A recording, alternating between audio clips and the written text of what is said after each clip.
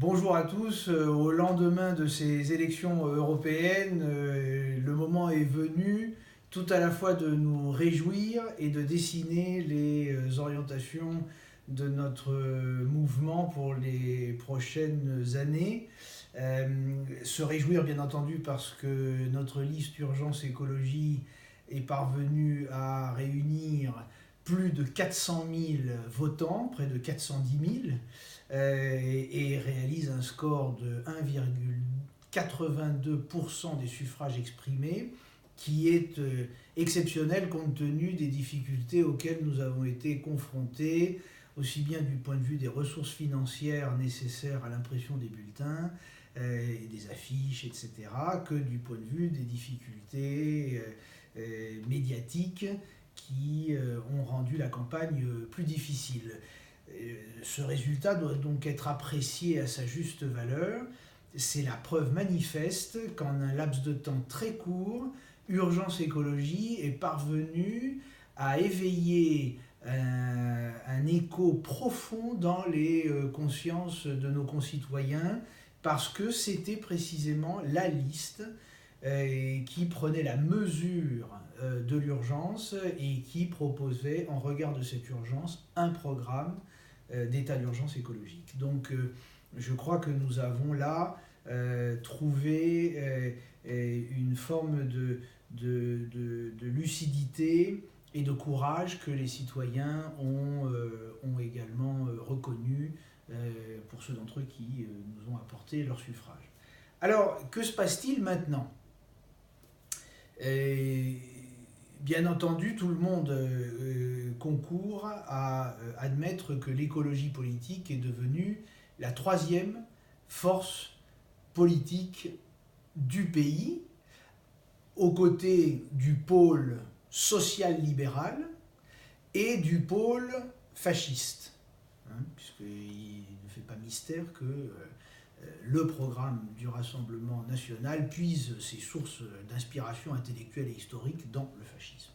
Donc nous avons un pôle écologique qui, pour devenir véritablement en tant que tel un pôle, doit, par rapport aux deux autres, se hisser au rang de programme civilisationnel, de programme idéologique au sens d'un système d'interprétation du monde qui articule toutes les dimensions de l'expérience humaine, ses dimensions affectives, ses dimensions esthétiques, ses dimensions politiques, ses dimensions sociales, ses dimensions économiques. Donc l'écologie ne pourra véritablement prétendre à se constituer en pôle qu'en s'opposant en tant que programme global et de civilisation à une proposition social-démocrate qui demeure productiviste, croissantiste. D'ailleurs, le Premier ministre ne s'est pas privé hier de manifester cette contradiction en disant qu'il devenait clair qu'il y avait un courant favorable à l'écologie et à la croissance. Autrement dit, justement, à cet assemblage hybride qui reste ancré dans une perspective où le progrès, c'est la croissance des consommations et le système institutionnel a pour but de la répartir plus ou moins ou d'encadrer plus ou moins les règles dans lesquelles cette croissance est considérée comme licite. Puis, évidemment, le pôle fasciste qui lui aussi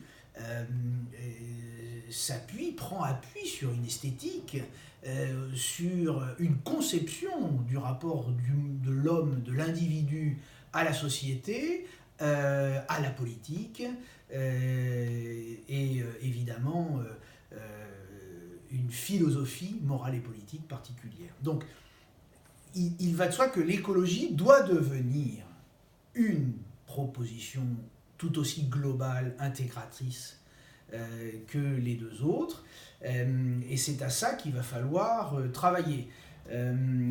En réalité, nous retrouvons en fait avec cette tripartition la bipartition qui avait fondé notre diagnostic initial, c'est-à-dire d'un côté les destructeurs, qui ne remettent pas en cause la vocation de l'homme à asservir l'ensemble du vivant et à poursuivre dans sa course effrénée de jouissance, et puis d'un autre côté les terriens, qui s'estiment comme étant une composante de l'écosystème planétaire, une composante qui doit composer précisément avec les autres formes de vie, et que ce travail de composition est précisément le chemin de progrès nouveau qui est libérateur, qui nous permet de sortir de régimes d'aliénation, quels qu'ils soient, fascisants ou marchandisants,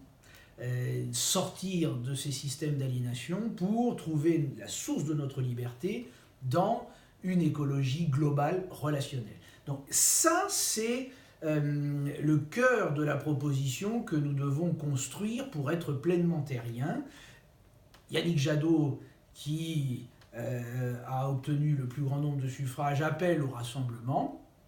Évidemment, il serait absurde de ne pas répondre favorablement à cet appel. C'est de ce rassemblement dont nous avons besoin pour trouver dans toutes les personnes qui se sentent appelées à participer de la fondation d'une écologie de civilisation.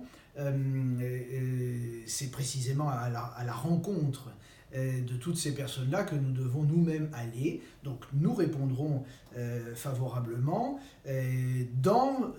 depuis cette perspective qui est la nôtre, qui est de précisément refuser de jouer le rôle d'appoint de l'un ou de l'autre des